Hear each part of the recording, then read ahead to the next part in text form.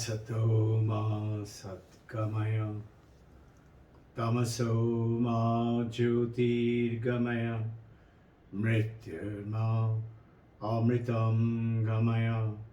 Om Shanti, Shanti, Shanti. O Mother, take us from unreal to real. Take us from darkness of ignorance to the truth, to the purity of reality, to the wisdom. Take us from death to immortality. Om, peace, peace, peace. Jai Guru. Welcome to our little Thursday introductory sessions for the Sunday. It's wonderful, beautiful, nice, cool evening with a clear sky. And what we are going to deal with it is, the topic is the ultimate truth, the purity, the ultimate one. Everybody wants to know, what is the ultimate truth? And in this journey, I would like you to remind one of those, we had talked about it earlier, that we love to have, let's say, hot potato. The hot potato, its heat, it's not intrinsic quality of the potato. In other words, if I say it's hot potato, it's not the truth. Neither it is from the hot water from where it became hot and got cooked, because the hot water is borrowed it from the hot pot, and the hot pot is borrowed it from the hot fire. But the hot fire's intrinsic quality, and not borrowed, is the heat. The ultimate truth of the fire is the truth, is the reality. Similarly, the ultimate truth about you and I, we are always in the search. And this is the purpose of our journey towards spirituality, is to find the ultimate truth. I will draw your attention and take you back to Mandakya Upanishad. You remember there are approximately 11 Upanishads. They have taken the 11th one as Shvetaswara Upanishad, which is little doubtful whether it is Shankaracharya had written, but the 10 Upanishads are then. And it goes ahead and says Ishakena Prashna Upanishad, like that it goes on to 10 Upanishads name. The Mandakya is the one, is called like the Dhani Lanka, small tiny chili available in Assam, Bengal region. It's very spicy. And it does all the work in that tiny one. This Mandakya Upanishad does all the thing, and it gives you that ultimate truth.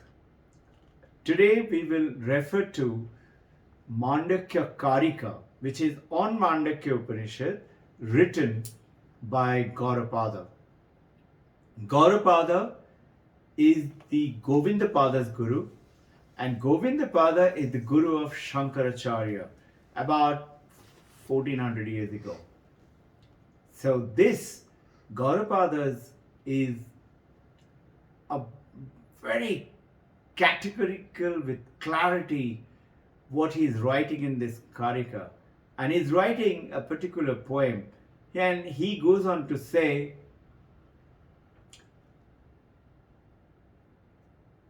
something shocking.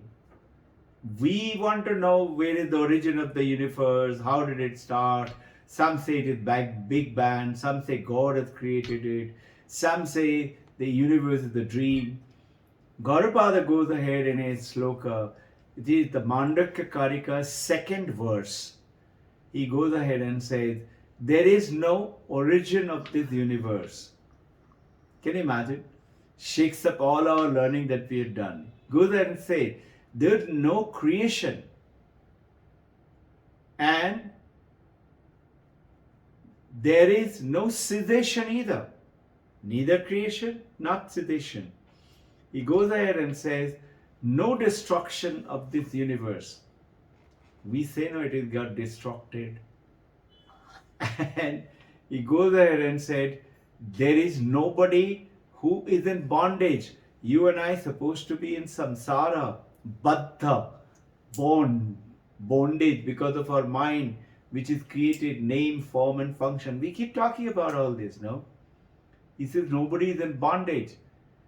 And he says there is nobody who is a spiritual seeker. Just see. What a tremendous shaking up comment. He says, who is doing spiritual practices? There is nobody who is doing spiritual practices. He says, there is nobody who is seeking liberation, and indeed nobody who is liberated. This is the ultimate truth. The ultimate truth, the last line says, Itisha Parama Tirtha. This is Paramartha. This is the ultimate truth. What is it? It is like what he is going on and saying is, if you go through the Mandakya Upanishad on which the Karika is written, it explains what he is trying to bring about. And he says that if you want to truly find out the truth about yourself, then you need to go through the Mandakya Upanishad. And remember, Hanumanji asked Ramachandran, if I want the quickest liberation, self-realization, how should I go? The Rama told Hanumanji, the Mandakya Upanishad, Ekam Alam, Mumukshaya Vimuktaya. It will give you that Mumuksha, just Mandakya, and only 12 stotras.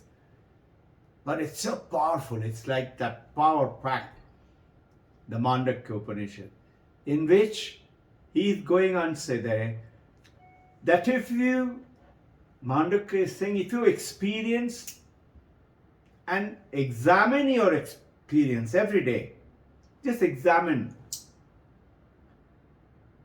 And which are those experiences? Are the waking experiences, like we are now, waking, talking, listening, making connections. Then sleep, dream experiences, dreaming experiences. We are experiencing every day when you go off to sleep. And third is the deep sleep experiences. So Mandakya is saying, and in the Karika, Gaudapada is saying, if you examine your experiences, these three experiences, you will find out your truth, the ultimate truth. And this is why the last line goes on to say that Itisha Paramarthata, that is the ultimate truth. If you see the waking, dreaming, and deep sleep, but Mandakya goes ahead and says that, claims that it is not the only three. There is one more, and that is called the fourth. Fourth, the name is Turiam. Turiam means fourth.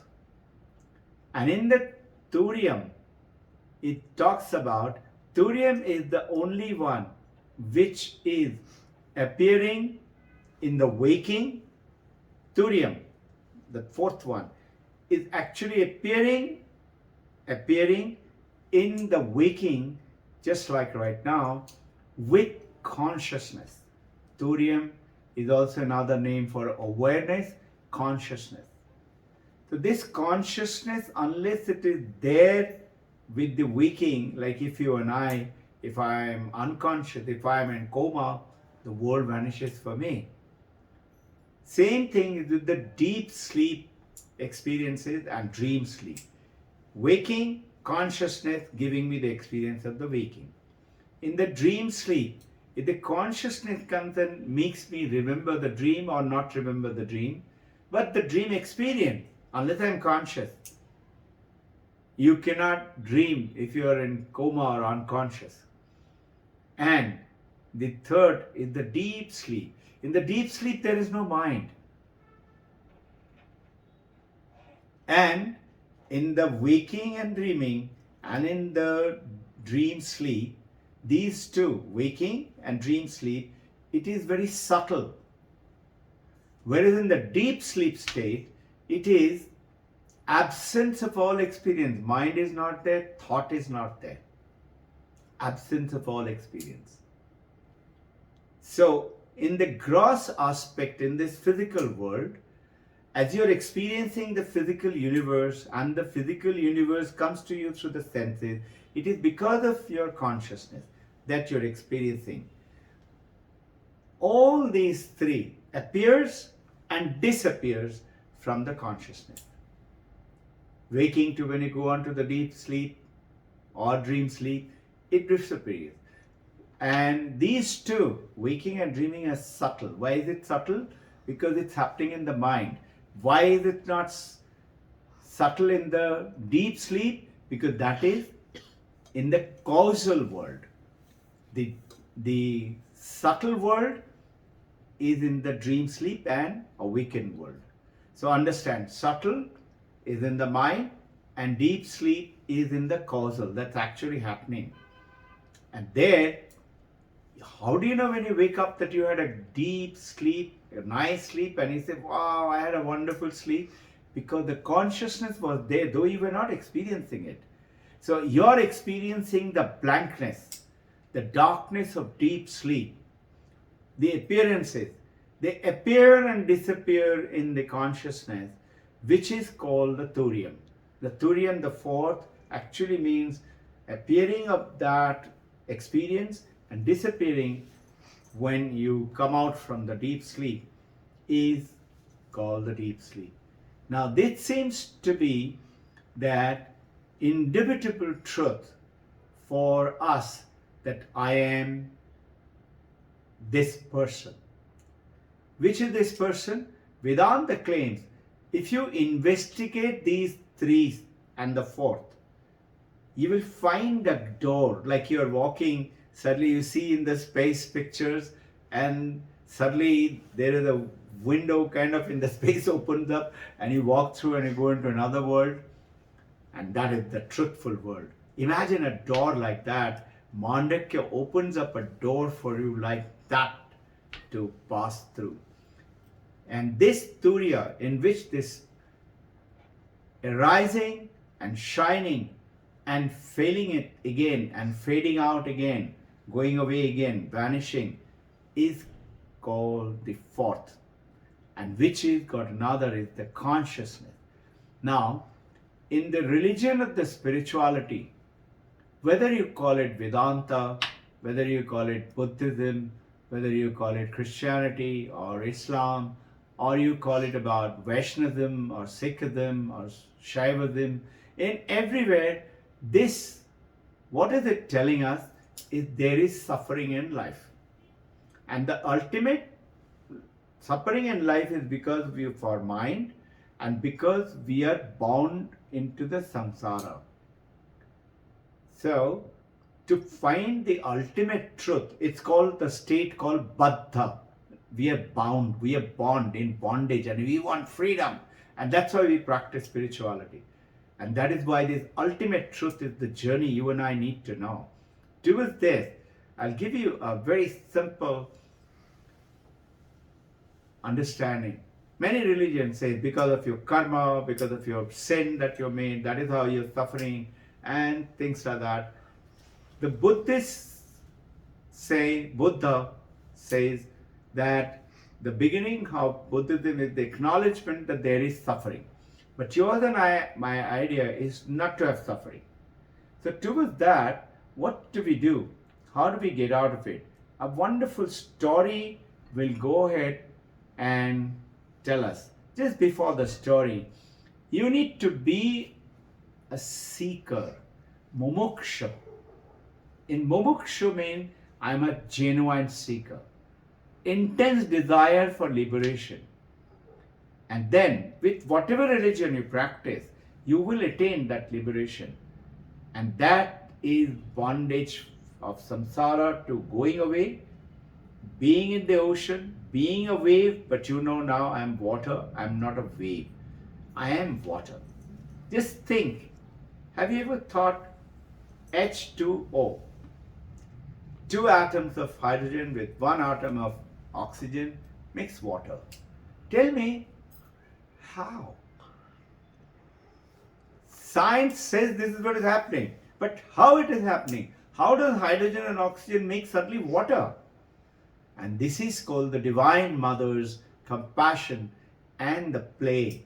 This power is there with the Divine Mother, and which you and I, through the Advaita and Bhakti and Raja and Karma Yoga, Jnana, Raja, Bhakti and Karma, we are taking the journey towards realization.